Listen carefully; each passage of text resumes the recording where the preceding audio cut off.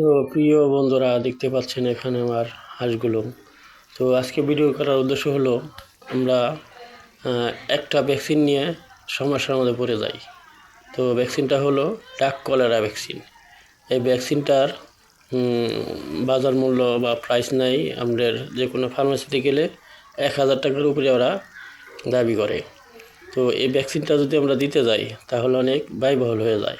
100 হাঁসের জন্য 1000 টাকা, 1000 টাকা না, 2000 টাকা যায়। কারণ আরেকটা আপনার বুস্টার ডোজ করতে হয়। তো 2টা ডোজ করাতে আপনার 2000 টাকা খরচ হয়ে যায়। তো অনেক ব্যয়বহুল হয়ে যায় এই ভ্যাকসিনটা দেওয়া।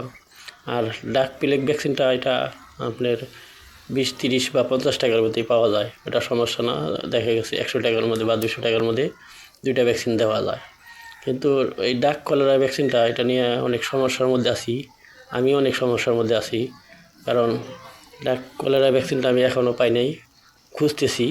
তো ভালো থাকবেন সবাই, আমার এই চ্যানেলটার সাথেই থাকবেন।